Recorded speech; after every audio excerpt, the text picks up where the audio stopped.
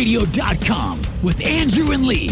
Talking boxing, combat, sports, comedy, football, and everything kick-ass. All on FightNetRadio.com. Fight Net Radio!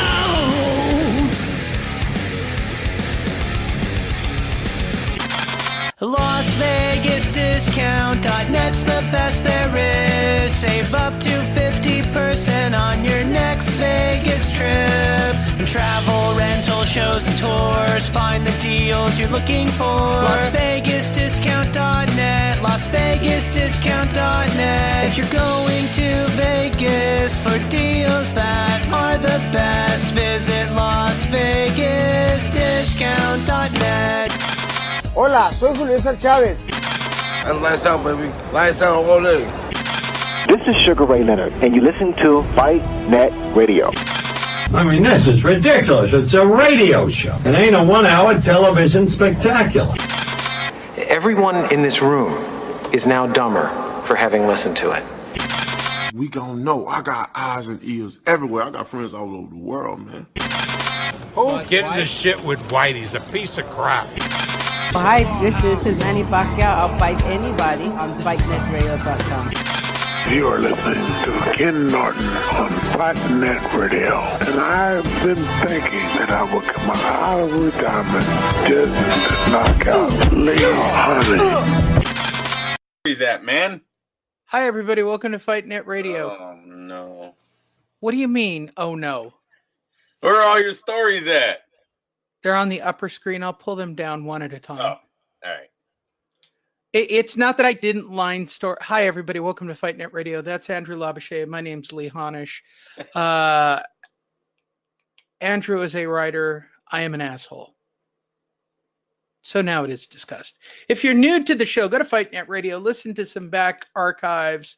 We got a lot of kudos for a not very listened to episode we did this week, but the people who listened to it found great favor in the Eric Morales story. I got lots of, I got some online praise, Andrew, which is rare for me. Yeah, they found that episode to be very funny. Very nice. You're not good with compliments, are you?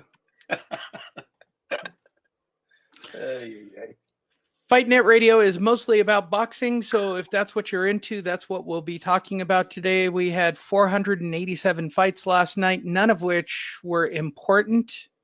Most of them didn't even have a winner, which I found rather shocking.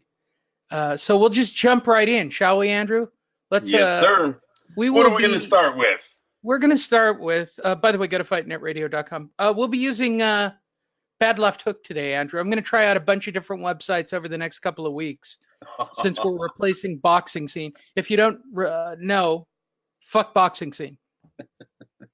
CBS shills. Hurting boxing. That's what they are. And by the way, I asked a few people while I was at the fight, Andrew. A lot of people did not know that CBS owned Boxing Scene. Just saying it out loud. Munguia versus Hogan. The results are in, and De La Hoya gets a no contest? Question mark? Right. What happened there? Well, Andrew, since you didn't watch boxing yesterday, Oscar De La Hoya had a fight card last night where Diego De La Hoya fought. Yeah, I watched the main event. Did not watch the whole thing because I watched Showtime's card. I watched ESPN's card. Yeah. So when I got to DAZN, kind of just went to the main event. Sorry, you guys. And then I fell asleep during that. And only got to watch I watched the last about 6.5 rounds. Diego De La Hoya moving up. Long day, Lee. Long day. No, I understand completely. Diego De La Hoya moving up for featherweight didn't go how he would have liked it. But he wasn't a loss either, just a freak occurrence. There were a lot of freak occurrences last night with no contest, Andrew. I feel very bad. We put in all the sacrifice of camp, a frustrated De La Hoya said. After, it's difficult to end the fight this way. That's what happens in the world of boxing. It's an accident.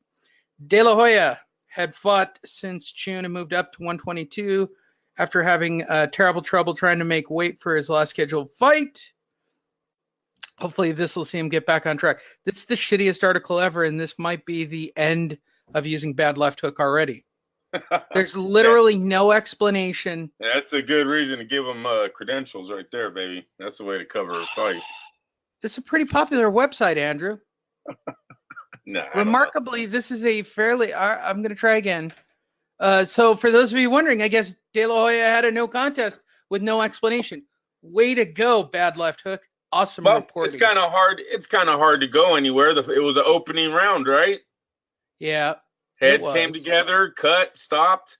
Really nothing to say there. It's very sad. It's sad for everyone, and we seen this all night yesterday. Bad day of boxing.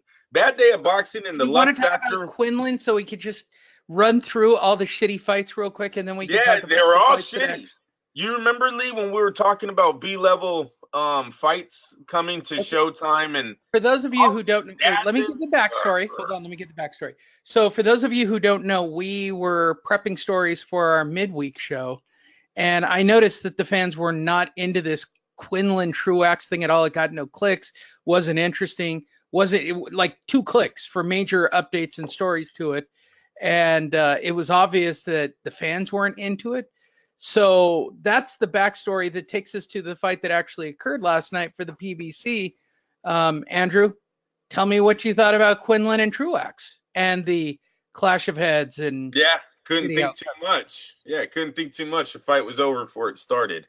Was going for Truax. Used to be a Quinlan fan. Don't know what happened to that man. I think he had some personal issues that came up in his career. At least 35 years old now.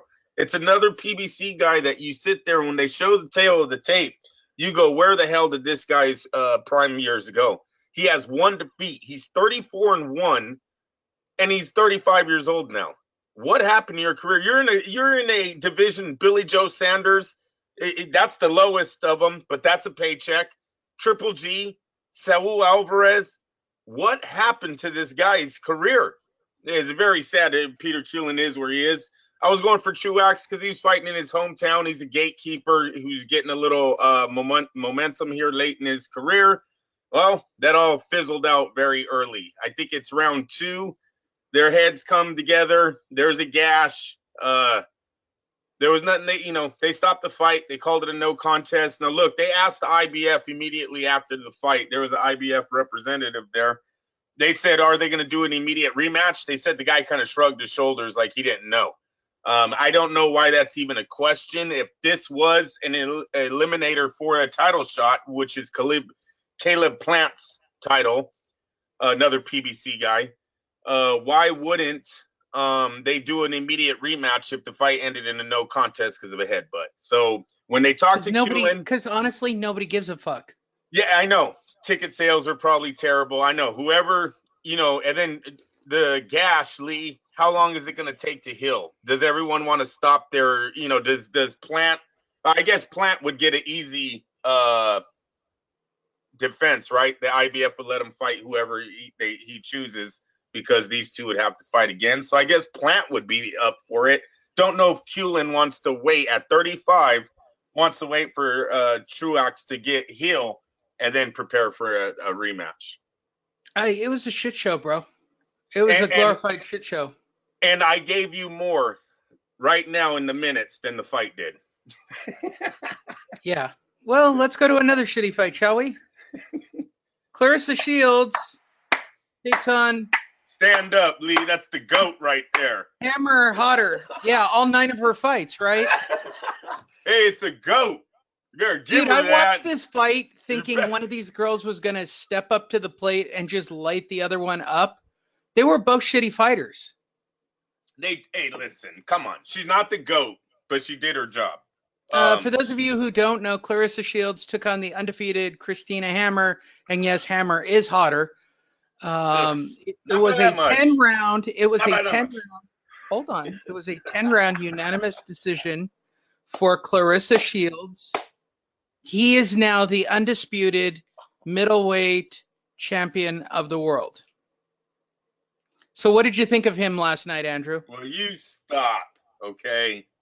You stop. Hey, listen. One girl showed up, the other one got intimidated. That's it. Clarissa wasn't really doing nothing in those early rounds, but coming at her hard with a mean face and throwing blows.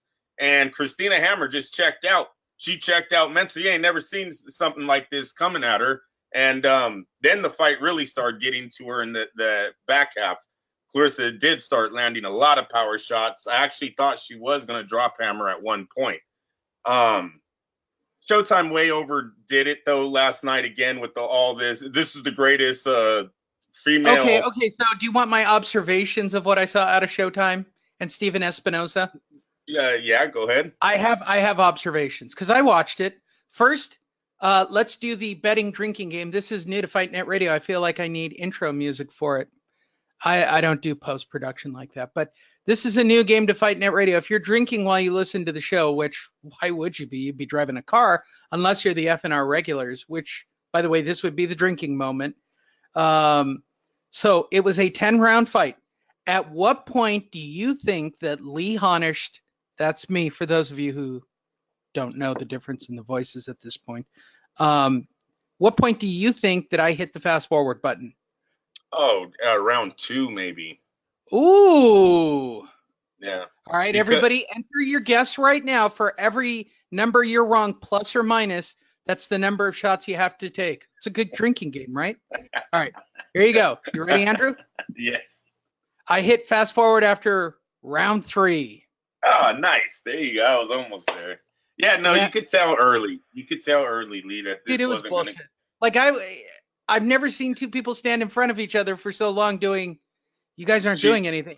Well, I still got to say it was on Hammer's side. I thought Clarissa did enough to drop this to win the fight.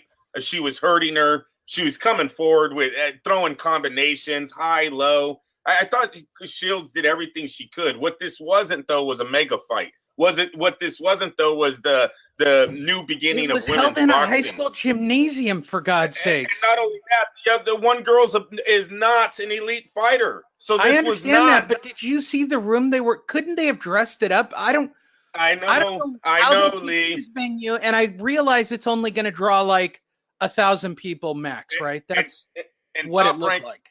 Top Rank would know this isn't a mega fight unless it's in a mega atmosphere, right? Madison Square Garden, a new Las Vegas, right? The MGM, the T-Mobile, Staples Center, Brooklyn. There's a lot of things I could say about this fight, but let's just go with the venue selection. No, but I would not say but I would not say Barclays Center. I would not say Atlantic City. This thing looked horrible, bro. I hear you. When they shot to the left side, you could see the hard wall basically up against the screen. Like this isn't even like a theater. This isn't even like Top Rank doing the Lenovo Theater in LA where they can stage it and dress it and shoot it back into the crowd so that it looks good. That's not what this was. This is literally like a high school gymnasium they had pull-out seats. And I don't want to jump around, but ESPN did a great job of that in the Lomachenko. Yes, the lower bowl was filled, Lee, but you should have seen on the TV telecast, the damn place is dark. And the commentators look, I took a photo, and you can go to fightnetradio.com, click on the Facebook. That bowl, the bowl was full. They got I know, but I'm saying over the TV, they showed us a dark stadium, and he goes, look at this place. You have no idea if it was full, if it was empty. Yeah, it was just it's good production. Yes, of course, because I was there live. But I'm telling you, they had it full all the way up to the second level of luxury boxes. And trust me when I say this, the luxury boxes are the shit viewing in that place. I've done it. I did a Chavez fight. I did a Chavez fight in the box. Yeah. They're awful. I went to sleep for the undercard so I could drive home. Just watch the Chavez. So the next observation, hold on, the next bad observation I have about this fight. So shout out to New Jersey State Athletic Board, right? Female referee who was clearly in the deep end of the swimming pool with this fight. She looked fucking flustered. Maybe she wasn't, but she certainly came off as flustered. 2 female referees scoring the fight, right?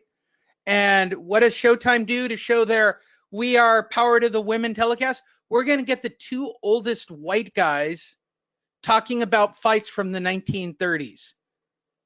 That was the talk during the fight. Oh, it's a throwback. It's an old-timey fight. But what do you like? They're talking about fights literally from the 40s and the 50s, showing their age. So two literal old white guys talking boxing during a female bout about boxing that happened before these women were even, their grandparents weren't even alive yet. What the fuck, Showtime? You couldn't find two female reporters to step up for one night. You couldn't hire, of all the women writers out there, you guys couldn't stick one woman on the panel to do color for this fight. You're telling me that's not available. Very progressive, Stephen Espinosa. Shout out to you for being such a douchebag collectively again. New Jersey stepped up. You know what I felt was weird? What? Did anyone notice who was holding Clarissa Shields' belts during the interview last night? Yeah, no other than the ex-HBO executive, Mark Taffet. Mark Taffet is now a belt holder for Clarissa Shields, Lee. He went from putting on $1 million pay-per-view events to holding Clarissa Shields' belt on a Showtime card with Espinosa sitting ringside. Could not have been a good moment for him last night. Quality. Yeah. Way to go, Showtime. Big shout out to Showtime. I'm sure all 12 people who watched it loved it. Oh, it's a B-level fight. The whole night was. It's not even a B-level fight. I watched the whole card. Oh, a B-level to me is bad, right? You don't want to be called a B-level. And last night's I can live with a B-level fight. Look, dude, I'll pay for a B-level fight. I'll go to a ballroom and watch. Lee, there was a lot of them, though. Fights. Bullshit. We watched about 13, 14 fucking fights of either a showcase or a fucking mismatch, okay? What was competitive last night? Maybe how Hogan, coming up against Mungai, but who the fuck seen that? And who cared about it with that fight going off in what, Monterey or TJ, wherever the fuck they held it? Are we moving cared on about to that story? over here? Did you want to move on to that story, Andrew? No, I don't. I'm just telling you, the whole night was a letdown. I hope we don't have to. Oh, yeah. No doubt. Boxing needs to get past some of this shit, man. So, just mismatches.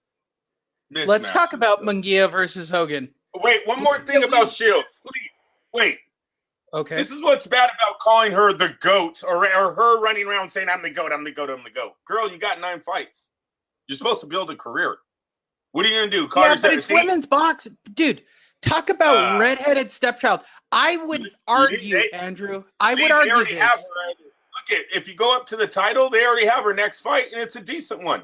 Did that broke us, or whatever? Now you're really going to love that girl. Yeah. But you love her. It's going to be the same thing. And it doesn't matter. I would make this argument, and it's not popular. Women's boxing is below women's MMA. I guarantee in America. No, wait a minute. That's only in North America. Women's boxing does great numbers outside of them. Asia loves women's boxing. The UK loves women's boxing. She was reasons. No, dude. They sell out fights. They make them fight naked or something there. They sell out fights, Lee, and they also have girls doing main events over there a long time ago. So, no, women's boxing, matter of fact, it is a well-known fact that women get treated better overseas than men fighters. That is well known. If you're an American woman fighter and you're good, you're going to go over there and make money for those promoters. They treat you better than the men that have to go overseas because it's not the A-list men. When you got the girls going, they're the A-listers, so they get treated better. So there is a outside of America, and it's always been that way. Americans, I don't know, we just don't take into it that much. Yeah, last night I liked what Shields was doing. I did not like what Hammer was doing. All this smiling, walking into the damn fight, she's smiling. She's smiling. She's trying to talk to her during the damn final face-off when the ref says shake hands. It's like, stop, dude. You're in a fight. Clarissa Shields has made it very clear that she's coming here to punish you. She wants to hurt you for what you said. Why are you trying to play games now? And that's exactly what showed up in the ring. Shields came to fight. The other girl didn't. She started complaining to the ref. She started spitting her mouthpiece out. She was not ready. 24-0, and that's what showed up as a performance. Shame on her. Clarissa Shields, 9-0. She stalked her all night. You got to give it to her. But don't stop with the GOAT. Don't say go. You're 9-0, and you already got your next fight. And Lee, in my opinion, that next fight is bigger than Hammer. I don't know why HBO or Showtime, try to build this up as the greatest thing to women's fighting. Americans didn't even know who Christina Hammer was. Jaime Munguia takes on Paul Hogan. You know, Paul Hogan from Down Under, Andrew. Blimey, that's not a knife. Shout out I thought he looked like Conor McGregor. He really did. And during the fight, he got a win tonight in Monterrey, Mexico, but his homecoming was a rough one as he barely survived a far tougher than expected challenge out of Dennis Hogan to take a majority decision, which was very controversial, I might add. 114, 114, 115, 113, 116, 112. Wow. He was the WBO mandatory challenger. Andrew, tell me what you saw on the DAZN app out of this fight. I want you to read the beginning because, like I said, I fell asleep, Lee. Started watching. I'm watching this thing 11:30 midnight. Sure. And I wake up in the 6th round, and I will tell you from the 6th round on what I had seen last night. But when I heard the cards, heard the crowd, seen the reaction, because I stood away from the internet because I also had to watch, what was it, the Shields fight at 9 p.m. because my Showtime over here. Your Showtime that you can't watch at 6 o'clock. They suck. I don't know. I've called them. Send a letter to Stephen Espinosa, for God's sakes, already. I have called them and asked them to record me as I yell at them. One time, one of the girls go, "There's nothing I can do. I'm just here and taking calls in Mexico." I swear to God, she said that. I was hot. It was like the Andre Ward cable provider. It was DirecTV. Xfinity. Oh, okay. Xfinity. You're on satellite. No. We have Xfinity, not DirecTV. Xfinity. Yeah. So do I. I don't know what the fuck, dude. Over here, listen. Andre Ward used to be on tape delay. I used to scream, dude. He is from Oakland, California. I am a paying customer. I am a paying customer in the Bay Area. I'll tell you the fucked up thing about LA. The only thing fucked up about LA is that I can't watch Dodger games because they have an exclusive contract. Yeah, for like 6 years. What the fuck? Yeah, right. I'm fucked. How do I watch a fucking Dodgers game if I'm not a part of Spectrum? I know. It's crazy. I didn't know that. And I know that there are people listening to this in New York going, yeah, it's the same fucking thing for the Mets. The Yankees, actually. If you don't have the Yankees package, you can't watch the Yankees. Yeah, but you get the choice. I can't buy Spectrum for my cable system and watch a Dodger game, which is fucked up. I heard the mayor, your guys' mayor, just came out and said they needed to fix this already because the Dodgers been playing too good. But let's go back to the fight, Lee. I want to know, was Munguia dropped in the beginning of this fight? He started out slow, and as Andrew said, it all turned around in the 6th for Dennis Hogan. Andrew, what did you see from the 6th round on? What made Dennis Hogan such a threat to Jaime Munguia? He wasn't a threat. All he did was what everyone else has done with a little bit better defense.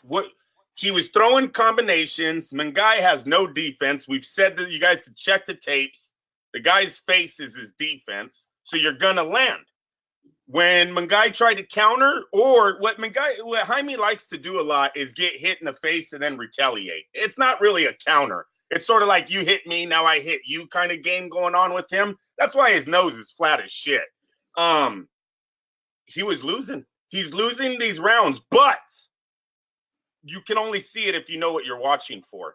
I'm going to tell you, there's about 8,000 to 10,000 people in this stadium. What I believe, my opinion, off of my little screen watching on DAZN, looked like a packed crowd out there. Hats off to Jaime and them for doing that. A lot of people are screaming, Lee. They're screaming for misses. They're screaming when he hits them. They're screaming when they hug. They're booing when Haugen does anything. So you can tell that the crowd is really behind Munguia, which they should. They're fighting in his home country. And Haugen is not playing like a winner. I'm going to tell you, a little bit too much falling into Jaime, hugging, a little bit too much hugging the referee on breaks, running away, mouth wide open like he's dying for oxygen. Act like a win. You were hitting him. You were doing everything, but your body language seems like you're in fucking survival mode. That's what I seen in the last part of this fight. I had it 4-2. In the last 6, I had it 4-2. Haugen was keep competitive, but he never took Jaime back. Like they were showing, oh, look at this one punch he landed. Yeah, that's great, dude, but you're fighting in the guy's home country. It's not going to be one punch. People, know this shit. This isn't just me. This is fact. It's not going to be one punch that wins you a fight in another guy's home country. Seriously, you got to go in there and you got to win it. You got to beat them down. You got to make the crowd respect you, not like you, but respect you. And what that means is when that 12th bell rings, they give both fighters a standing O, right? Because they know that boy went in there and he gave it to him. Haugen, like I said, to me, it looked like he was surviving a lot of these rounds. Hogan was surviving a lot of these rounds and not actually looking like the winner of the round. So I understood the decision. Lee, you said you called the shit when the fight was announced, right? If Hogan's people really liked him, they would never have taken him there, and that's exactly what happened to him last night. There you go. Which rewinds us to Friday night. Shout out to Top Rank Boxing. They hooked me up. It cost me a couple of coffees, Andrew, from a place called Phil's Coffee that I had never heard of. So shout out to the Top Rank team. I bought coffee for Chris Algieri. Can you even mentally process that one? Very nice. Yeah. She came over. So the press person for Top Rank came over. She goes, I gave the other one to Chris Algieri. He said, thank you. And I was thinking to myself, all right, this is the opportunity to get a Chris Algieri clip. And I'm thinking, what would I get Chris Algieri to actually say? And then I'd have to be nice to Chris Algieri. And I don't want to be two-faced. There's too much tape of me, Andrew, giving him a hard time.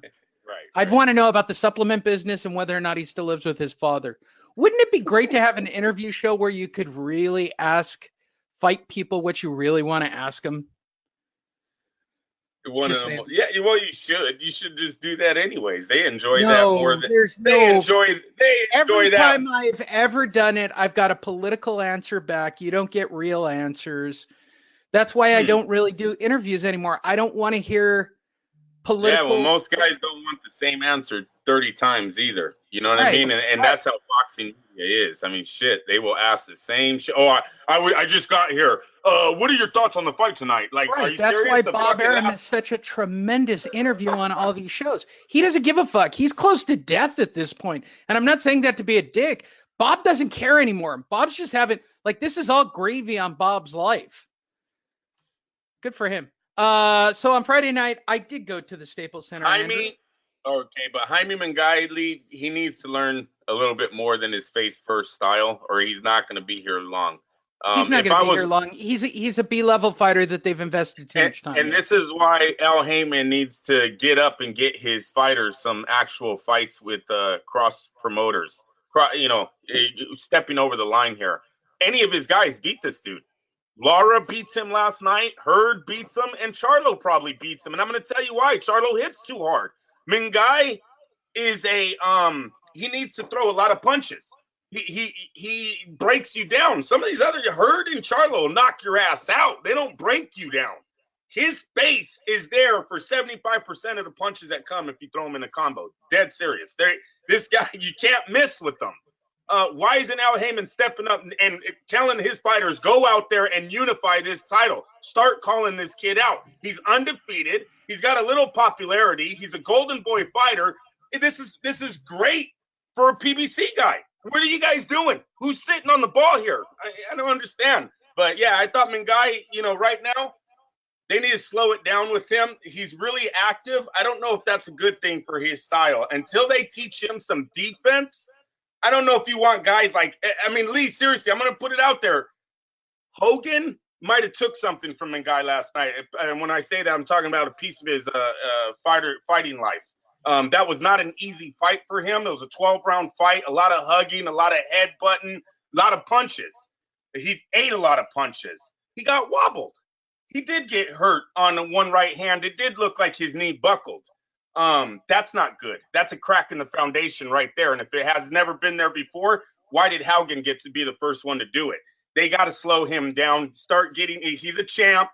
Let's start getting him in the bigger fight opportunities so he can make some money while he's in his prime, because this style doesn't last long. Go ahead, Lee. You sure? That's a lot of time for Jaime Munguia, who's going to lose in his next fight. But I digress.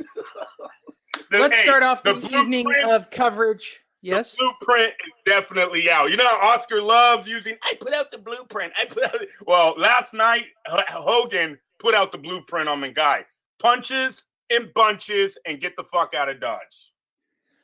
Let's now turn our attention to Friday night Staples Center. And contrary to the fake news that is being put out by Eddie Hearn, I thought it was a tremendous turnout for a Friday night at Staples Center. I was there. You can go to Facebook. You can see the photo. I tweeted the photo. You can type in, you can check out Lee Honish on Twitter. Whatever you do, I'm telling you, don't believe the hype. There are a lot of fans. They had the upper deck closed, but based on all the fighting that occurred this weekend, I think it was a tremendous turnout. And it's LA, and it's at a shitty time. The fucking fight card started at 5 o'clock, Andrew, right? Now, I realize the main events don't start till 8 o'clock and you're only getting 2, but to make your buck actually work here, right? You're going to spend your $50 to $100 a seat and take your kids out to go watch boxing at Staples. You're going to show up between 5 and 8 o'clock and watch the undercard. 5 o'clock in LA, downtown LA? Are you shitting me? That's crazy. And for those of you who don't know anything about LA traffic, it's all hype, it's not real. You're wrong. You would be wrong. You would be wrong. Believe the hype. Downtown LA at 5 o'clock on a Friday is literally the biggest clusterfuck of madness ever created. People are trying to get out. Staples sits right on the edge of downtown. There was shit going on at the convention center. Bob Arum Lee is a genius when you think about what he has done with this ESPN app, this ESPN Plus programming that he's doing. We're seeing fights on Friday night of Vasiliy Lomachenko, the pound for pound best, right? It was brilliant. And he's on a Friday. Production was great. Everything was great. Wait a minute. Getting all those ratings by himself, right? Saturday goes on. You got DAZN, Showtime, and fucking Fox Sports going on. And then what does he do recently? Oh, fuck it. You guys can have Saturday. I'll throw my shit on Sunday and get all the numbers by myself. Right. Think this is coming. This is going to be a lot more often from Bob Arum with DAZN and PBC with all of their outlets trying to battle for the night of the B fighters, right? No main events, just a bunch of fucking bullshit being thrown together on different cards.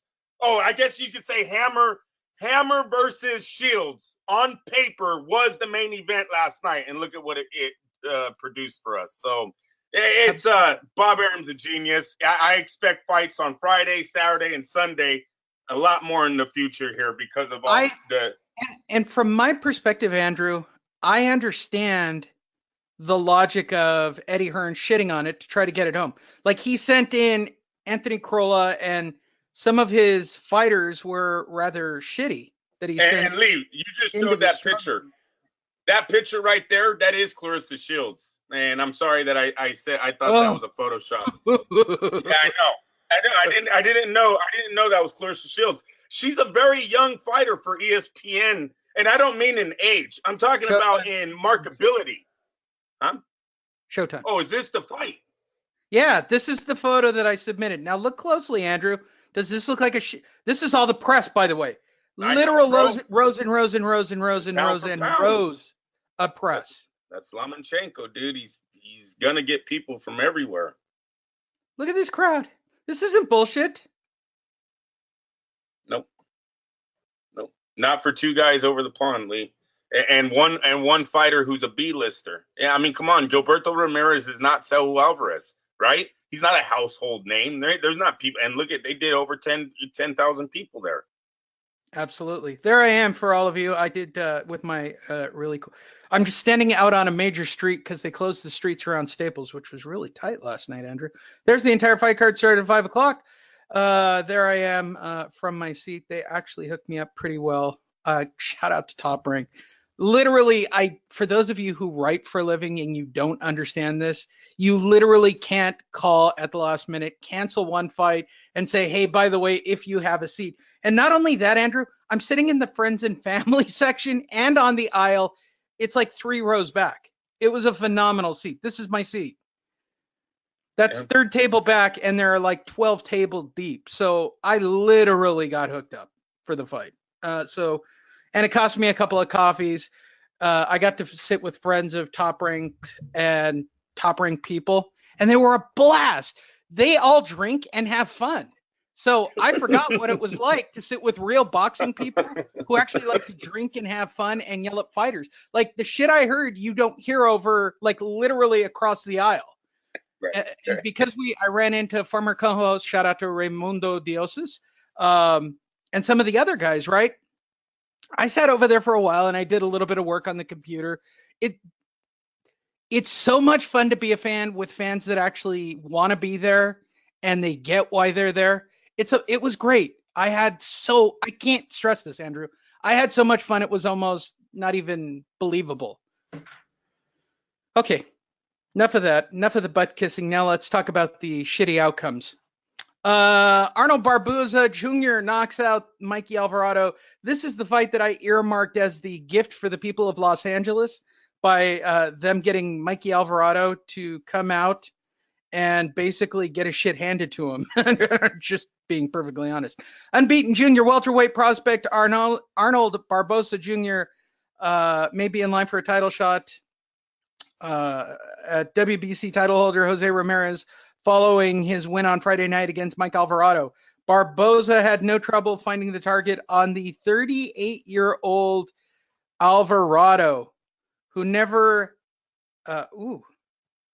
was never anything close to defensive specialist, but just eating shot after shot. Andrew, I don't know if you watched the early cards on ESPN. I watched this. You were still conscious, I believe, when we were texting at this point. What did you think of Barboza? Decent fight. You can't really gauge too much on this because Mike Alvarado looked so bad. He looked old when he got in. He took a paycheck. He absolutely did. He absolutely did. So I don't know how defeating Mike Alvarado gets you a title shot at an undefeated Jose Ramirez, but whatever. Politics of boxing. I had Barboza comfortably ahead in that fight. Winning that fight, being the favorite of that, and then just seeing Mike Alvarado's body language during the fight. He didn't want none of that. He looked like that old guy in the gym, right? He just like probably did some time. Never took boxing really seriously. Just seems like that, and Alvarado didn't do time, but he was in trouble with the law many times, and that's what really held back his career. Mind, he actually did some jail time, but no prison. So yeah, they said I guess he had a bad temper. Guy blows up wherever he's at. Some actual fights from Top Rank. Let's see how the photo department did. I enjoyed it. Look, I know this is not going to be contrary to opinion, and everybody wants a competitive fight. When I go to see an undercard, I want the undercard guys to perform, right? So if I go and see Barboza, who's undefeated, like he needs to go in there and take care of his shit. I'm a little disappointed that Alvarado didn't even show up, although I do like the fact that he wore Laker colors to get his ass handed to him. No, that's Barboza. Barboza. I like Barboza wearing the Lakers colors. But Alvarado didn't even show up to this fight, bro. That shot says it all, doesn't it? Yeah. No, there was a lot of them. And even when he got up, the extra stumble didn't look really real. But who am I to say that? It just looked like he didn't want to be there, right? So you gotta, hey ref, I was going to actually send a text to the referee of this fight, who I happen to know. Or someone I know ringside, to see if that was legit. And even if, based on his experience, if that was legit, or if just Alvarado wanted out. The check still cashes, dude.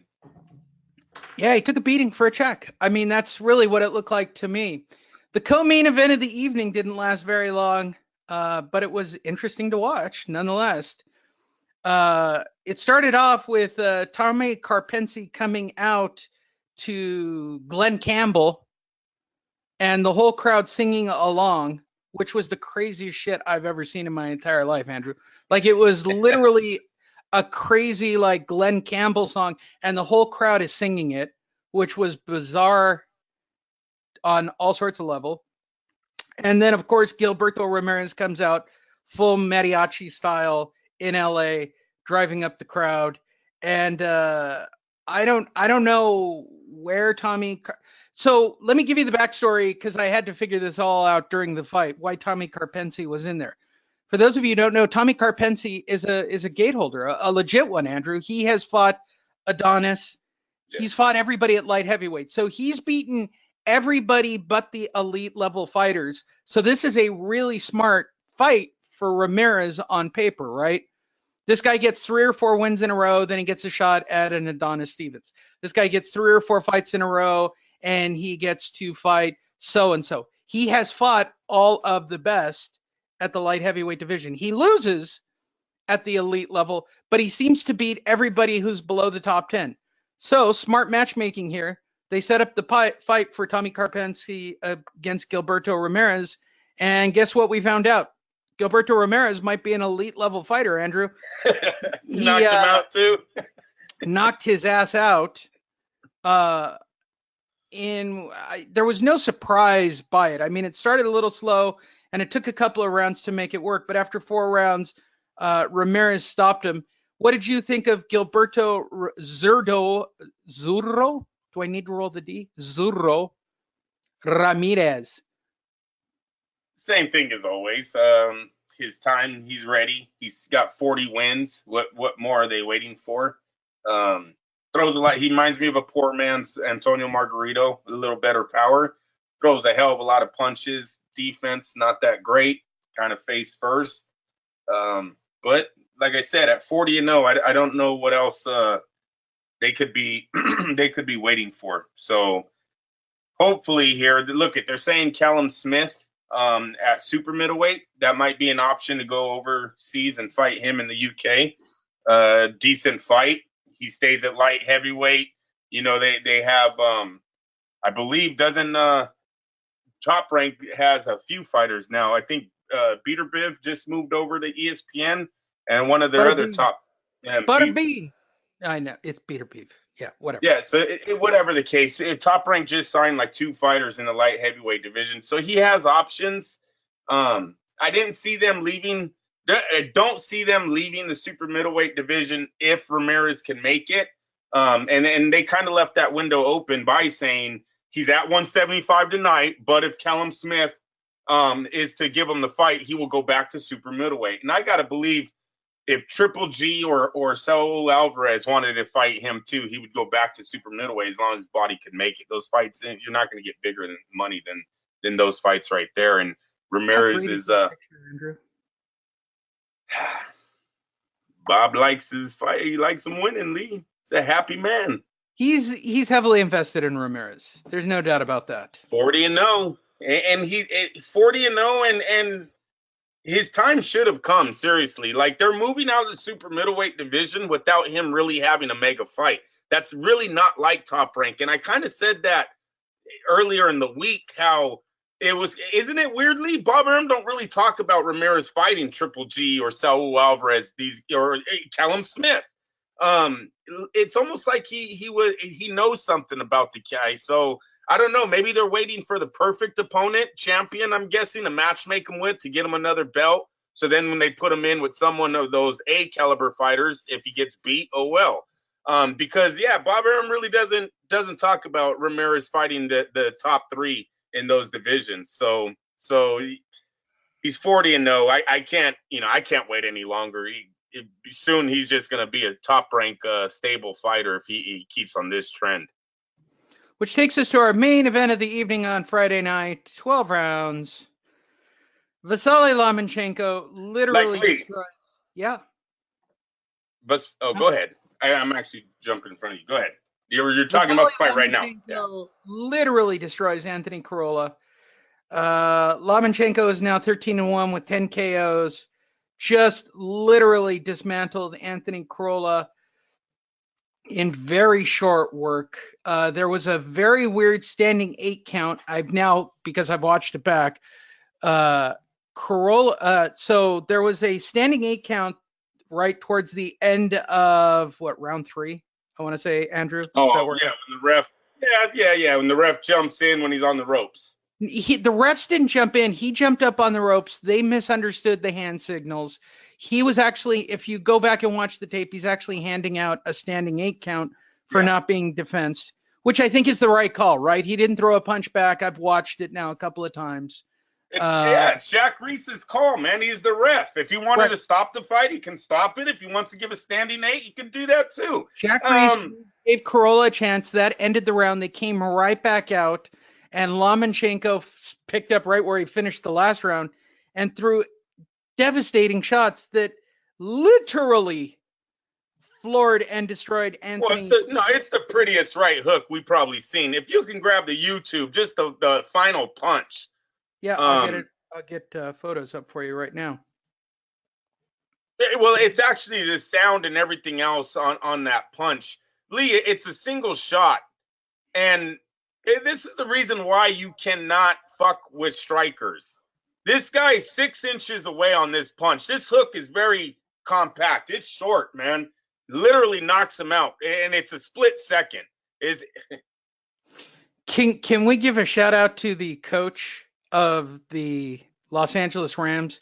He's got a girlfriend that is dumb hot. So this is the girl that the quarterback said he wanted to date. Did you hear about that? Yes. Yeah. So she already knows that her quarterback, she's got a plan B. Yeah, if she doesn't hook up with the head coach, she's got the quarterback lined up. Yeah. The life of a model, Andrew. The life of a model. Goff want a piece of that too. That would be her, bro. That would be her. Very nice. All right. But it's a beautiful shot, Lee. Listen, Crolla was knocked out 3 times prior to this fight. So I sent you that video, the song after this fight because of I'll tell you later. But ESPN did a little bit too much they went over the top. It's so over the top they almost make you not like the fight. And I'm not going to say the fighter, but the fight. Like, as diehards, as people who follow the sport, we know what we're watching. Stop it with, this is the most amazing thing I've ever seen. Dre. I hate how Bradley says Dre and yup, too, during the telecast. When Andre Ward says something, Bradley's in the background going, yup. Yeah, there's a weird thing that has happened with Timothy Bradley. Have you noticed this?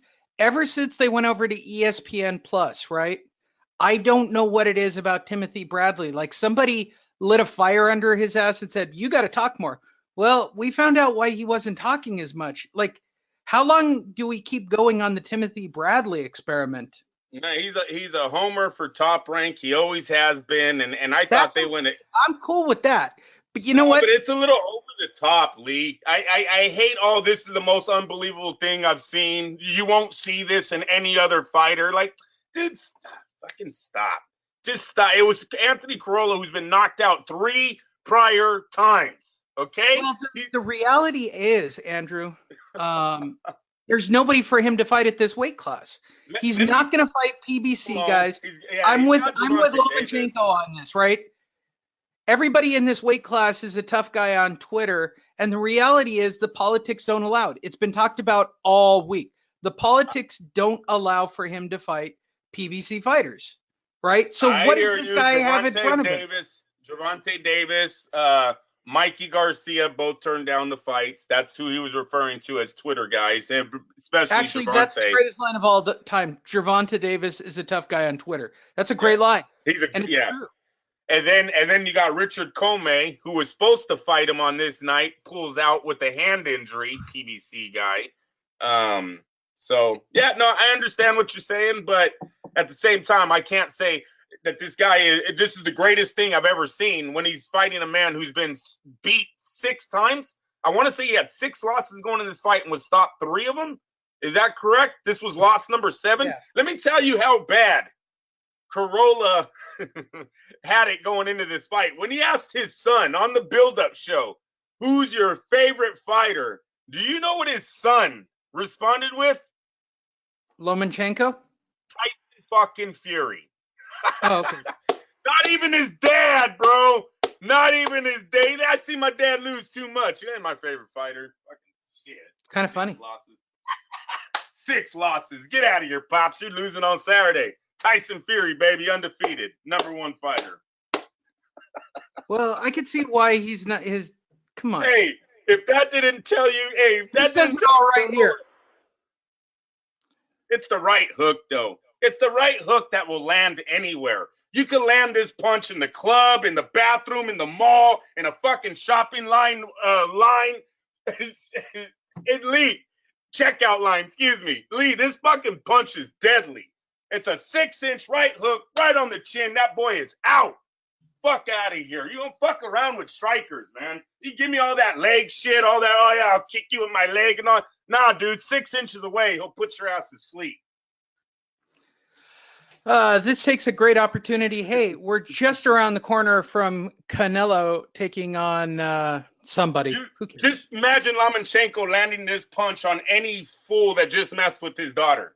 Just think of that. You're face to face with Lomachenko. You don't know the right hook's coming, but it's fucking coming. He'll knock out a heavyweight. I'm dead serious. We're just around the corner from Cinco de Mayo and your boy Canelo fighting in Las Vegas. Lots of activities, including the Boxing Expo. You can just type in Boxing Expo Las Vegas, right? And hook yourself. It's called the Box Fan Expo. It'll come right up. Get yourself some tickets. Show up if you're a Fight Net Radio regular. I will be there. I will buy you a drink. You can hang out all day and then that night go watch Canelo. But you're saying to me, Lee, I need a ticket to go to that event. You need a hotel to stay at. Well, type in LasVegasDiscount.net, right? We do this each and every week. If you're new or you're watching the video or whatever it is, going, what the hell? This looks like a commercial. Yes, actually it is. Funny you should say that. Each and every week we check. You want to check in on Friday. You're going to want to check out on Sunday. Those are the most ideal dates.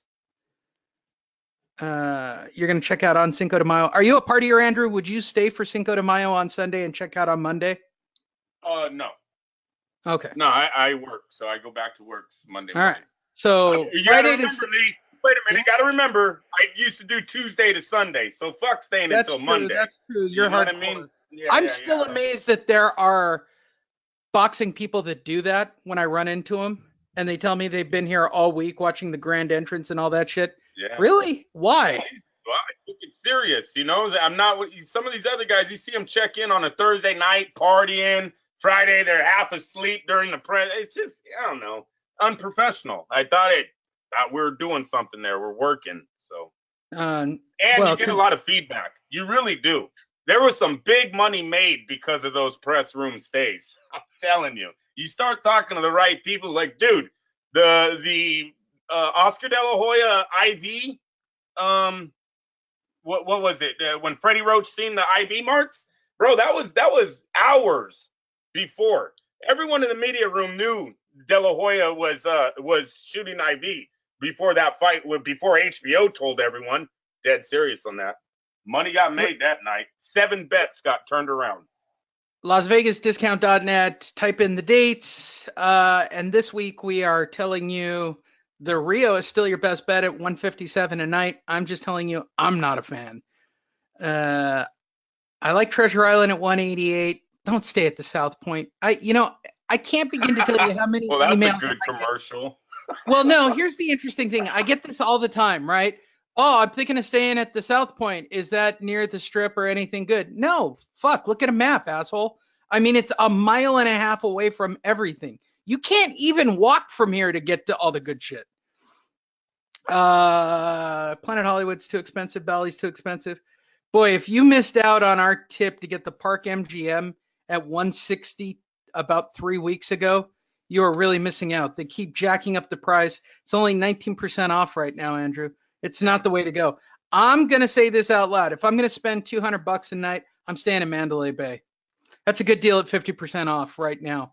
But you guys have got to hurry and book Cinco de Mayo weekend. We're only a few weeks away. If you're on a budget and you got to stay at a 4-star or better, yes, stay at the Rio. Don't be stupid. I mean, it's clean. It's nice. I'm not a fan, but I mean, it's okay. I'm just if you're going with friends, you should be able to stay anywhere. If you're taking your lady, then yes, listen to Lee Hunt. Yeah, the minimum if you're taking a woman with you and you plan to get laid. Okay, let's qualify it. You say taking your lady. I don't care who your lady is. You're taking her there because you want to get laid. Yeah. Treasure Island at the minimum if you're above the age of 35. If you are younger, I like Planet Hollywood. That's right across the street. Don't ever stay at fucking Bally's. They can send me an email. Maybe if you're a historian, you like, hanging out with like where the old mobsters used to hang out. Fuck. No shit. I like Mandalay Bay across the board at $200 a night. Everything about it's great, and it's a solid 5-star hotel. They rate it as a 4-star. I think that's not fair to the hotel. I think they lost the star rating because somebody shot up a fucking festival from one of their hotel room windows, and they're blaming that on Mandalay Bay. It had nothing to do with Mandalay Bay. I'm not being shitty about the shooting. I should have been at the concert if you're a longtime regular. I'm not flippant about the whole thing. I'm just telling you, this is a 5-star hotel that's got a black mark still. So take advantage of it, because once it goes back to a full 5-star, you're not going to be able to get Mandalay Bay on Cinco de Mayo weekend next year for $200 a night. You're just not. It's regular price at about $400, which is about right. That's the rack rate, for God's sakes. I like the Mirage. Not bad. Yeah, it's starting to sell out, Andrew. They're getting a crowd in. It's definitely starting to get a crowd. Look at the MGM, great. You're only saving 11%. It's getting out of control quickly. Let's take a couple of news stories, and then we'll get you guys out of here. If you're thinking today's show is kind of boring, well, all the fights the other night were kind of boring, Andrew. Hey, did you see that one fight? It was 2 heavyweights. Oh, what was it? Yeah, the undercard of Clarissa Shields. Oh, my God, where the guy got it cut and was like, I want out. Oh, I want out. His dad is all, can you see out of the other eye? Right. His dad should never again be allowed into the corner of a fight. He says the shit like 3 times, too. His son is literally saying, I'm blind, which I question mark, whatever. But his dad is literally telling him, can't you see out of the other eye? You can't say that, Pops. You cannot say that on TV. What the fuck are you doing right now? You know what? Clarissa fight card bothered me so much. The boxing on it was so shitty, and when I watched it, I just kept getting mad at Steven Espinosa. Hey, Lee. I had to watch Rocky 2 just so I could literally watch all the great Mickey quotes in the movie. Hey, Lee, when they wiped that one drip of blood, when they wiped that away, I love how the dude was all squinting. Yeah, I just can't see. I don't know. I'm telling you, I was so personally offended. So I went and got my favorite. Okay, my daughter. Okay, backstory, Andrew. Oh, I got one more after. Go ahead. Okay, so backstory on Saturday and how geeked up I was to watch this fight. So Saturday was my daughter's championship. You know what? I've never done this. I'm going to do this, Andrew. And I don't think I've ever done this on the show. So this is my timeline. Feel free to follow me on Facebook. That's where I do most of my social media marketing. There I am. I went to my daughter's color guard championship, right? This thing over here. Yeah. Right? With the shitty music. Feel free to go watch the music so you can explain it to me, because I still, after watching it 20 times, don't understand it. Love my daughter. She can't explain it to me either. But I went over and watched it, right? For those of you who don't know, the one doing all the work right there is doing all the work. So I dare you to write a negative comment. Dare you to write a negative comment. If you don't think I'll show up at your home, I will. Right. So I go to this thing. I take my mom. It's her first time watching her this season. It's just awful, bro. They got 8th. So this was the regional championship. They got 8th, right? And for those of you going, it looks like special needs, you don't know shit about color guard. Like, color guard is where all the nerds and freaks and gay kids, like, socially, like, color guard is like, here's how I explained it to my mom. Color guard is the water polo of the sports teams. Like, it's literally at the bottom of the band. It's that way up there too, right? I'm guessing. Yeah, like yes. This is where all the outcasts seem to go for some reason. And Tracy, there seems to be a lot of Asian kids on her team. Yeah. Well, because Asian up there would probably be from a socioeconomics class, probably the furthest one down. I'm sure there are white people. I'm sure there are black and Hispanic people. But Asian, right. But the majority. Right. No. I get it. Again, I'm not trying to shit on it. I'm trying to understand color guard because I've invested a lot of time. Right. So I go championship. She gets 8th place. Great. Get my mom home. I stop in my old home city of Montebello. For those of you who don't know, that's also where Oscar de la Hoya used to live. I go and pick up my favorite burrito on the way home. I'm excited. I'm going to go watch Clarissa Shields, right? I pick up a couple of Pepsis. I pick up a half pint of ice cream. I got my burrito. I sit down and I watch that shit show, bro. And I'm so angry that I've invested even 13 minutes into that fight card of those 3 fights. And I'm like, how do I fix this? Like, I don't have anything on the DVR. There's nothing to watch. I've already checked all the reviews of the other fights going, I'm just going to get pissed off if I watch those. I'd rather just watch the clip so I can do this show. So I decided to watch Rocky 2. I'm going to say this for everybody.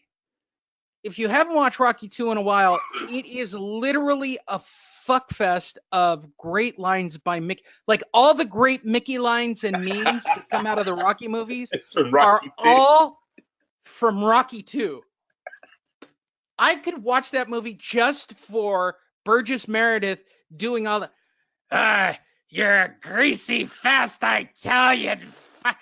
Like, the shit he says is so great. Like, the shit that happens in the movie is great. Like, when they're sitting ringside and they go, wow, there's a lot of Italians here. I didn't say that, you did. What the fuck is this movie? It's so fucking great.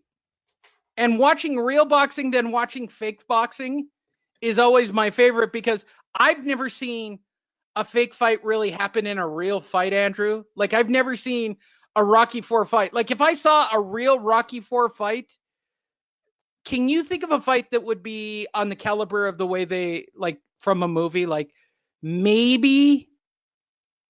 You know what it is. You know the last great American fight, bro. It's Gotti Ward, man. It's Gotti Ward. Oh, bullshit. When Gotti got hurt to the body, do you remember that? He almost goes down. He turns his back. The ref does nothing. Ward goes at him on the ropes. Bam, bam, bam. Then all of a sudden, left hook from Gotti. Ward's now hurt. Here comes Gotti. Come on, dude. That was a Rocky. That fight had many Rocky moments. I'm going to give you one more. And these are in the span of the last, 30 years? Barrera Morales won. Morales won. There's many times where fucking Morales looks like he's hurt. He's out, and then he lands that right hand, and he comes right back. Big turnarounds. Those are the only 2 fights that really come to mind when you think. The mouthpiece fight. Yes. Castillo Corrales. Castillo Corrales, won. Right? Yeah, that's a Rocky moment. Yes, sir. Like, you could almost script that. Like, you could hear the corner, spit out the mouthpiece, kid. Spit out the mouthpiece. What? What did he just say? Like, that shit would never. Could you imagine in the corner somebody like, even if you scripted it, could you imagine in a Rocky movie? Next round, kid, when you get hurt, spit out the mouthpiece. It'll buy you a couple of seconds. Yeah. Like, that's how crazy that fight was. Cut it, Mick. Remember, it's the famous cut it, right? I actually thought they did that. That shit wouldn't look. I actually thought they did that. My mom is like, oh my God, you will never box. Like, literally, they fucked up a lot of moms, boxing moms. And that's, look, they just don't box. Gotti Ward. His eye with the fucking razor. What the hell? What the hell, dude? It's just like I can't see nothing, Mick. Cut me. It's just like in $1 Million Baby, fucking OD. Right. Oh yeah, there's gonna be some squeezing your hand for the number of fingers. What? Who does this shit? Hey, sign my kid up right now. Yeah, so the trainer. Right. I figured this out the other day. Okay, this is way off topic shit. By the way, go to fightnetradio.com. I'll just put that up on. It's not a fucking race. All right, no. I got some real weird commentary that I want to share with you. So I've been watching on Netflix a show called Meat Eater. It's basically about a hunter going and hunting shit. That's not the point. He brings up a great line because they hunt a lot and they don't get anything, right? He goes, there are two types of fun. Tell me if this isn't true of boxing fans, Andrew. He goes, there are two types of fun. There's immediate fun, like riding a roller coaster, but you don't talk about that shit 10 years later. This is his description of fun. He goes, you'll wind up talking about a shitty hunting trip 20 years later and how uncomfortable you were for 5 to 10 days sitting in the rain and the mud. And I'm going to explain this to you like a fight fan. We watch fighting for the fucking Rocky movie. Like, we're waiting for the next Rocky. We go to every fight with the intention of, is tonight the night? Are we going to get a fucking Rocky movie? Instead, we get a shitty night, right? Where it's all fucking like the Tommy Karpency's of the world taking a fucking beating or headbutts and there's 5 DQs, or that fucking abomination PBC card with 25 fights of, shit. Those kinds of fights, Andrew. But we're all waiting for the next Castillo Corrales. We're all still waiting for the next, the next big where we went, holy shit, did that just happen in the ring in front? Like, that's why we watch boxing. We're not watching boxing because we like to go and watch boxing. I mean, those people actually exist. And I want to believe that I'm one of those guys. I'm not that guy.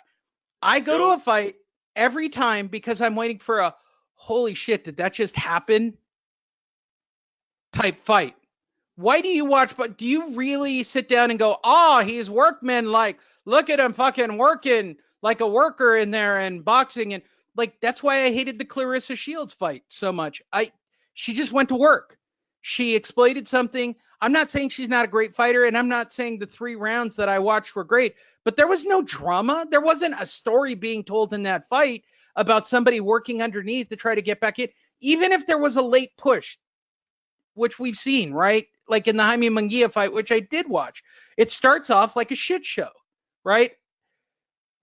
But he has to work from underneath. Fans can be angry or disappointed about the outcome. At least there's a story to that fight. I like it when there's a story to the fight. I don't really, I don't argue bad decisions anymore. It is what it is, right? That's just the way the refs, the referees see it. But if I can get a fight where a guy's fight, Triple G Canelo, there's a great example, right? That's a story of 2 different fights, right? Canelo comes in, I got a game plan, I'm going to march this dude down. I'm into it, bro. I'm there with you. Triple G finally realizing, holy shit, I got to do something different and actually fucking work, right? So it's a tale of 2 different fights completely. I like that shit. I need the story in the ring. That doesn't happen. I mean, it doesn't even... Maybe 1 out of 10 fights I watch has got a decent story or some level of drama or a level of competition to make me want to watch it. So in reality, boxing gets an F- from me because I only get the fights I want to see 10% of the time. Where are you on boxing in general? I'm hoping it gets over this Cold War soon, but I don't see it happening. I think what's going to happen is we're going to blackball some of these PBC guys to show the younger ones, they're either going to get with the game plan or they'll move on.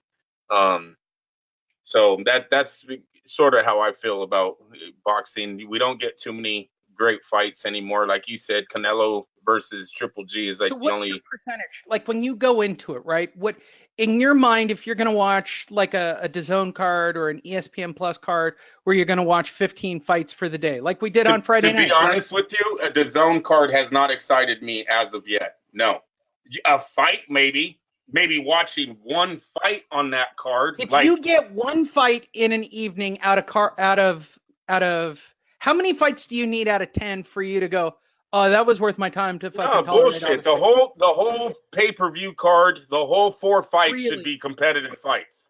Then Lee, bring that's back what Don King, bro. Exactly. And I wanted to say that. Whoever watched the Clarissa Shields telecast last night, did anyone watch Christy Martin literally murder her own career as a promoter? Did anyone catch what Martin did last night? No, what did you she do? All right, No, dude, they're interviewing Christy Martin, right? This is all women's boxing event, the greatest thing ever. Of course you're going to interview Martin. Martin's a promoter. Well, you can't interview St. John because she's a fucking drunk and an idiot. Well, hear me out. I think Martin was drinking too after this. She's like, yeah, I'm boxing, the promoter. I'm trying to help women's boxing, trying to help as many girls as I can. And like Don King, I'm trying to do it at the cheapest price I can. Oof. What the fuck? Did she really just say that in air? If you, dude, not Coal a good miner's joke. daughter. Hey, not a good joke, Christy. If I had any little girl, I'm not going anywhere near you now because you just made Got that better remark. looking with age, bro. Oh yes, no, she did good. She done good. I'd have sex with that. Yeah, but she crossed over, so she wouldn't have sex with you anymore. No, well, she married one of her opponents. Yeah, they fought before. Married one of her opponents? Yes, she did. So her husband tried to kill her. Yeah, her husband tried to kill her, threw her out of a car, and then I believe when she remarried, it was one of her opponents. Oh, now I gotta look it up, bro. That ain't it. Slater is her name. Christy Martin Slater, I want to say, is her name now. Okay. I believe so. Man, they don't do a good job of putting pictures out, do they? No, but good for them for not, whatever. Yeah, exactly. That's true, too. Her fucking husband, like, I never understood this father-daughter incestuous thing that they had going on at the time. Right. But, hey, who am I? Yep. So either way, I think she murdered her promotional career, though. I don't know why she said that. That was not good at all. But she literally said she's trying to get her fighters at the cheapest price, like Don King. Let's face reality. There's Mia St. John and then everybody else. She probably would have done better staying out of the ring. I think she did just fine. She wound up with a dentist. And she looks okay for her age. And she hooked up with a dentist, so she's getting paid. Yeah, dentist, though. Come on. Dentist. Look, when you're super hot, I know people don't like this take. You're doing good, Lee. People don't like this take, but I'm going to say it. When you wind up with somebody who's super hot, you've either got a sparkling personality or a big bankroll. I mean, that's just it. Okay? Oh, you might have big hands.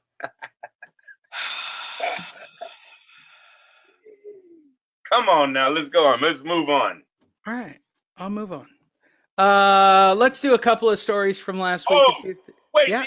Wait a minute. The other heavyweight fight. So first you had Clarissa Shields. Okay, they bring out one undefeated heavyweight guy. He pusses, I can't say he pusses out, but he couldn't see. He got a headbutt. There was a cut. All of a sudden he can't see. Fight's over. So they're like, we didn't get to really see these guys fight. They can't give a grade on them, blah, blah, blah. It's a disaster. The next fight comes out. Lee, did you see that guy?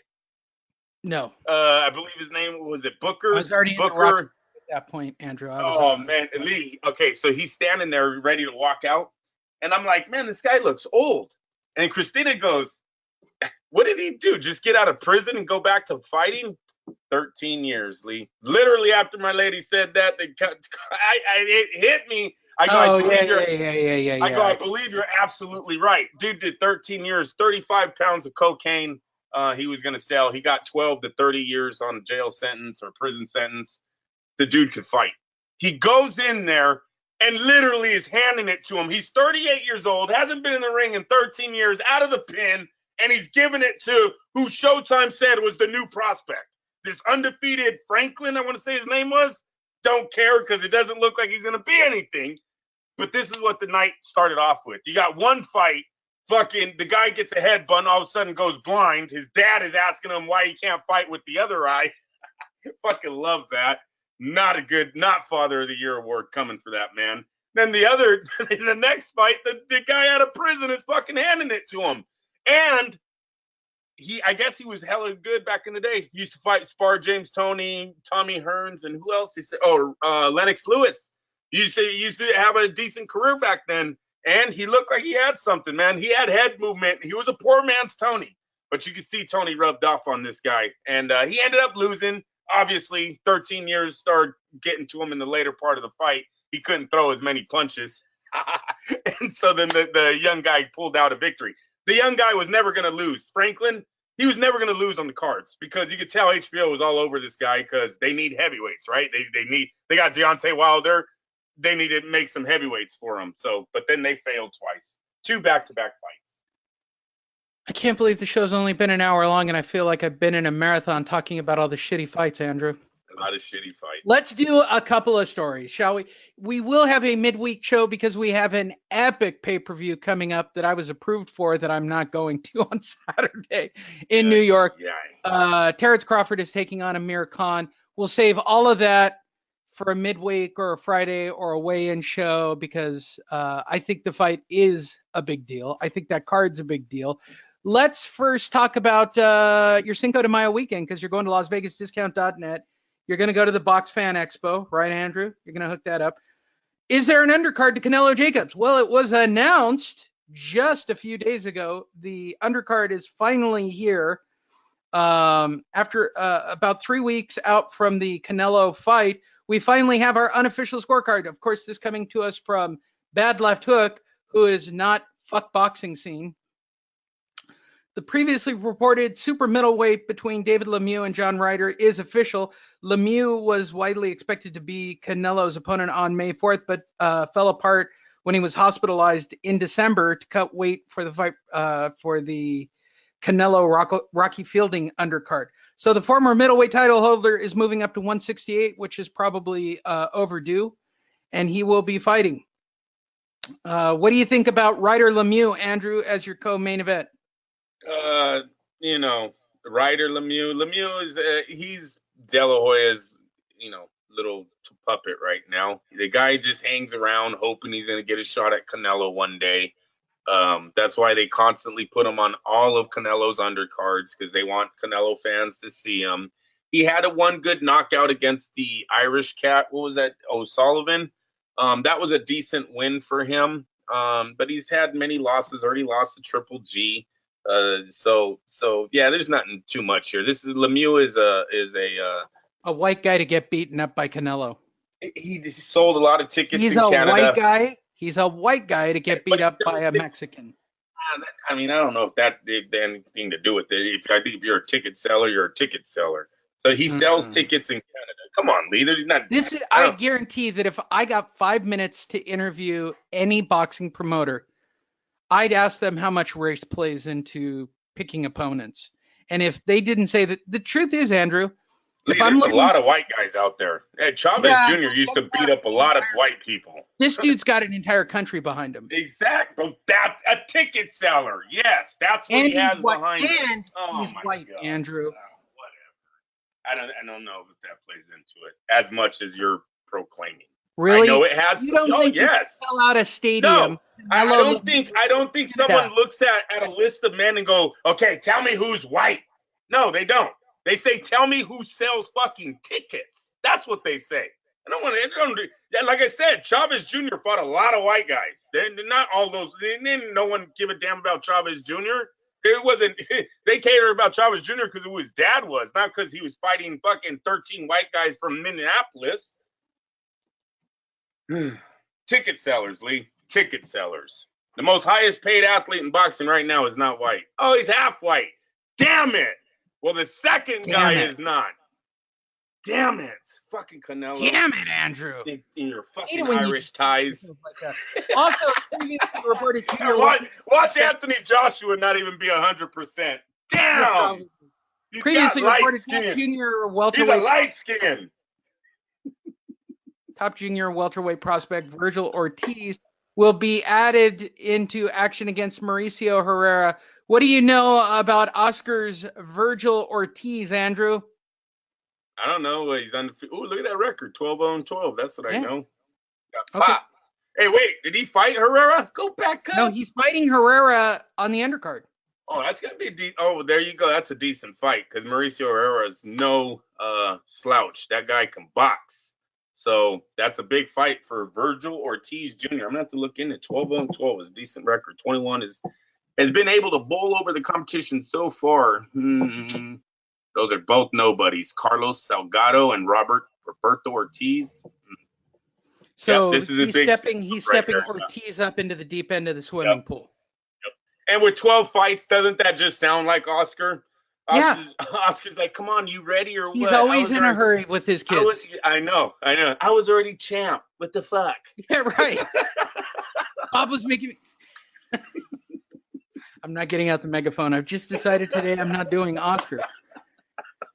Coming off the biggest win of his career, Pablo Cesar Cano will return against Michael Perez. Cano stopped Jorge Linares in the first round of their fight. Perez is the former prospect who just never quite panned out, but Cano is a very beatable fighter too. This could be interesting, Andrew. What say you? Lee, I don't ever want anyone to say you're the former prospect who just never quite panned out. That is terrible. Or did they really put that in there? Actually, Andrew, that's what they say about me. You're the radio show guy that never quite panned out. I've actually heard that. That's terrible. You just don't play ball very well. Yeah, I get that. I get that. Super featherweight Joseph Diaz will also return, which had been expected. He doesn't have an opponent, so he'll be. He was hoping to fight Scott Quigg, but that didn't happen. That would have been a good fight. Yeah, what an opponent to return to, because I believe he's coming off of that defeat. So yeah, no, it'll be a TBA. They probably, you know what? Good promoting by them. They put Scott Quigg's name in there for it to go overseas, get him a little exposure for the Canelo card again, right? Get the headlines again. Scott Quigg was probably never in the running for this undercard fight. That's a little too deep in the card, especially for nowadays. And back in the day, Don King, like you were saying, Lee, Don King would have got that fight made for the fourth fight on an undercard, but not nowadays. So no, Scott Quigg Diaz, that'll be a dazzling main event. Former junior middleweight title holder Saddam Ali will continue his second run at the welterweight class against Anthony Young with the vacant US NBC silver welterweight on the line. I don't even know what that title is. United States National Boxing. I got to look it up. I've never even heard. What the fuck is this? Hey, it was right there. The United States National Boxing Champion. Hey, give me a hand. There it is, Lee. That's it. USNBC, baby. Boom. Wow. Sounds like a fucking political station for NBC. It's a subdivision of the World Boxing Council, Andrew. Oh, that's nice. Yeah. And why not? You go. It's a WBC fake belt. Another one of the many. Do you think they're going to make a special title for that fight, Andrew? Made out of pottery pieces and dirt? Sounds like a political show, I tell you. Super featherweight Lamont Roach Jr., 18-0-1 with 7 KOs, will be back facing Puerto Rico's veteran Jonathan Oquendo. Really? Yeah, he doesn't go away, does he? No, he doesn't. Interesting card, Andrew. And 19-year-old super middleweight Alexis Espino, 1-0 with 1 KO, will fight on the card in a 4-rounder against an opponent to be named. I haven't seen Alexis's first fight, so I don't know anything about Oscar's younger prospects. And hopefully they find someone who's in shape. Did anyone see is it Joey Spencer last night that fought? The undefeated 154-pound kid that fought what looked to be like a featherweight who weighed 154 pounds? It's like, come on, people. Yeah, that's him. The guy he fought last night was real fat. He was fat. Like, Mancini could not get over how fat the opponent was. Yeah, I love Mancini too. Mancini had some growing pains last night. Did you? Yeah, he kept getting blood on his suit, and I guess he was all pissed off because he wore one of his better suits. And it was like, come on, Mancini, you got to know there's gonna be blood and sweat at that ringside table. Don't wear your $10,000 suit. Better rent a tuxedo. You ever caught how all the other guys rent tuxedos for their big events? As you should, because you're going to get blood on your tuxedo. Look, I get this question all the time because I do sit ringside at the smaller fights, and people always ask, well, don't you get blood and shit on you? Yes. Blood, shit, sweat, piss. Yep. The shit that flies out of the ring makes it about 2 rows back, actually. I mean, we've heard where the mouthpieces hit these guys. You know, it's like Bobby Chez. I think Bobby Chez caught one out of midair on his. I had to at one fight card that I covered for Roy Jones Boxing. I had to clean blood off my monitor screen. So, gross. Yes. But yeah, it's gross. I'm okay with the showcase fight, but do not put an opponent in there that you look like you just pulled out of the crowd. That's all I'm asking. Look, it's not a bad fight card. Look, we're all going for the same reason, right? We're going to see Canelo and Jacobs. That's the whole night. Yes. This is not a horrible undercard. No, actually, no. Lemieux, he's been De La Hoya's stablemate now for a while, so you knew he was going to be there. I don't like the I don't like the Canoe fight. That one does seem like a gap filler there, like they really didn't have anything. And I'm interested in this Herrera. The Herrera-Ortiz is going to be one of the better fights to look at because the kid's 12-0-12. In boxing, the ball never stops rolling. If he can stop Herrera or look impressive against Herrera, they're fighting at junior welterweight. So that's right there with Jose Ramirez and Progras. All of those fighters that are actually looking for fights themselves. And here would come another undefeated guy for the 140 division. There you go. Let's see what else we got to talk about. I hate to give any time to PBC fighters. Bob Arum was interviewed this week, and he says he'll try to make Terrence Crawford fight Errol Spence Jr. I know he's looking past Amir Khan. I think this is a doable fight. I don't know if it's that crazy a fight out there. The welterweight division is loaded with talent. Almost all of the top names are under and I use air quotes liberally, Al Heyman and the PBC banner fighting on Fox and Showtime. PBC has various big matchups to make, blah, blah, blah. Bob said that he would like to try to make that fight happen. I don't know in the political climate if he can. What's actually out there for Terrence Crawford, Andrew, which is really the reason I brought up the story? Yeah, right now what they said last night is it looks like Eroy Spence is going to fight, Sean Porter. Excuse me. They're going to unify. They're going to unify in September. It's going to be a pay-per-view. Now, what's going to happen next is Thurman is going to announce a Manny Pacquiao signing, and that fight is going to happen later on this year. You better believe Al Heyman's matching the 2 winners of those fights up in a huge pay-per-view unification. Lee, what this says is Terrence Crawford is out, all right? Like I told you guys a few weeks ago, Deontay Wilder is going to be blacked out if he does not start getting in line with these other streaming contracts. He's going to be blacked out from the Joshua fight, with Joshua having Tyson Fury and possibly now Klitschko coming back. No reason for Wilder. We can wait 2 years and talk to you. They're going to do the same thing to Terrence Crawford here. Terrence Crawford is probably going to have to fight some of the other lesser PBC guys. Danny Garcia might be coming next. And what they brought up in this article, people that are not under PBC contract. And when you look at how much of a stranglehold the PBC has on the welterweight division, this is why I fucking hate the PBC. I mean, look what's out there for him. Chris Van Heerden? Seriously? Luis Collazo? But these are not... Yeah, this is a shit show, Andrew. I'm telling you, it's going to be someone like Adrian Broner or Danny Garcia. Just like Amir Khan. Lee, they're going to go for the bottom of the barrel with Al Heyman. Al Heyman will do it because he doesn't really have another out for these fighters. It's like one last payday for everyone before you let them go. And then 2 years down the line, maybe Crawford Spence will get looked at again. And people, that's if the big boy isn't hurting for money at that time and decides to make a comeback. I would imagine Al is already starting to earmark the guys he's going to keep and the people he's going to kick to the curb. Oh, he definitely, most definitely, because the PBC looks like the run is going to be coming to a close here, Lee. I mean, seriously, Showtime is still showing shitty fights. At some point, Showtime is going to ask Al Heyman, what the fuck happened to all of our A-line listers? Where is the Mikey Garcias, the Spences, the Deontay Wilders, the Keith Thurmans, the Manny Pacquiaos? Well, where are our fights? Welterweight, when you're talking like the junior welterweights or you're talking these lighter weights, I mean, let's just go easy. Ugas, Figueroa, Lipnitz, Berto, Broner, Alexander, Jamal James, like this doesn't end. That's all B-list. Those guys will all end up on Showtime. They're not even making good B-list cards right now, Andrew. That's what I'm telling you. So Showtime, I think, is going to be out of this very soon.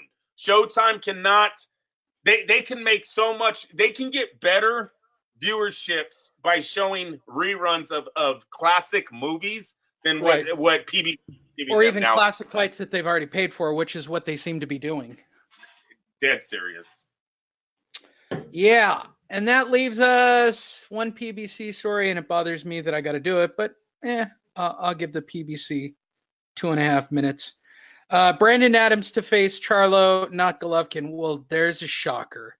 A fucking PBC guy can't make a DAZN deal fight. So Charlo, who is one of their better entities, Andrew.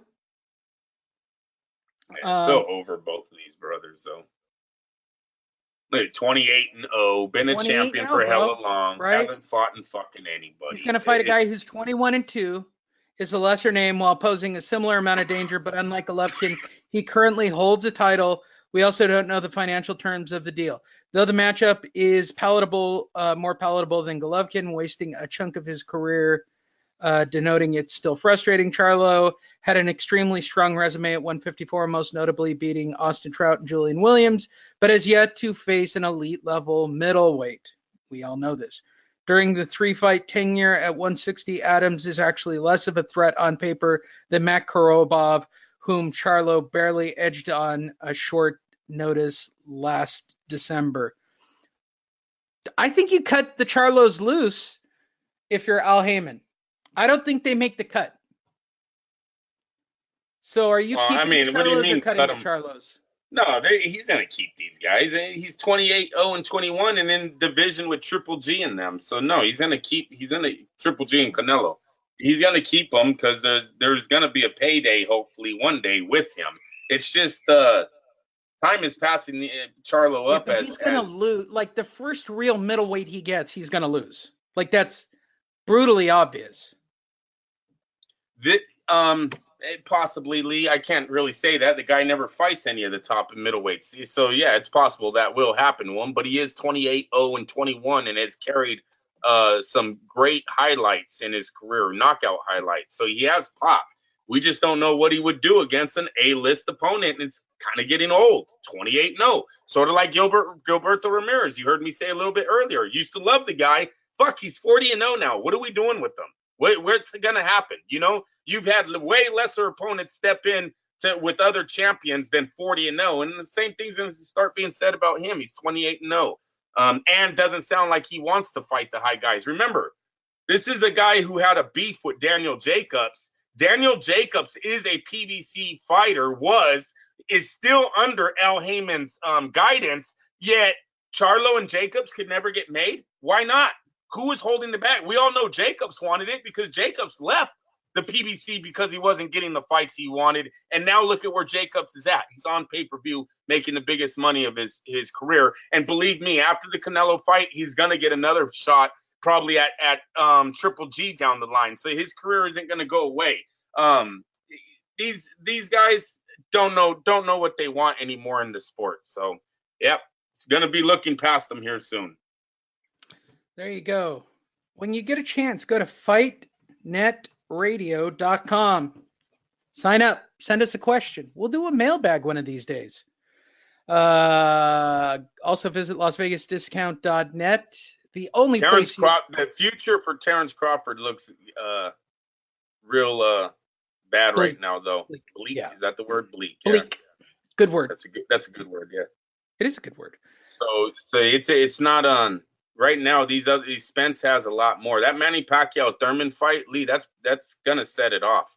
If Thurman beats Pacquiao, Thurman Spence becomes the biggest fight of the welterweight division, and they can make that fight go to. I mean, Terrence Crawford, seriously, he might think about going back to 140 and just fighting those guys, or because you don't, as Bob Arum doesn't want all of his 140 fighters, Prograis and Ramirez to be exact, to have to move up to 147, right? Because then you're losing power at your 140 division. So you might see something where Terrence Crawford is actually going to have to drop back down. Maybe even look at a dream matchup with Vasiliy Lomachenko because they can't get anything done. I mean, you might see them do a catch weight, you know what I'm saying, of 138, 139, something to where Lomachenko will move up, maybe not get to the full 139, and Crawford will have to starve himself to get there, and that will even out the fight. But they might do something like that because it does not look like he's going to be getting a unification match at the 147 division. Not only does Bob, and I'll end it right with this, not only does Bob Arum not have the star power, the fighters to give him what he needs at the welterweight division, it looks like Spence and them have a future here with them, and they don't really need Terrence Crawford. I'm going to tell you guys, if Spence fights Porter, who's a champ, that's a unified, there's nothing wrong with this fight. They can make that one. So that's a decent opponent. And then you follow it up with one fight or possibly two fights with the winner of Thurman versus Pacquiao. His market is only going to go up, where Terrence Crawford, I believe, goes down because he's not fighting any of these A-listers.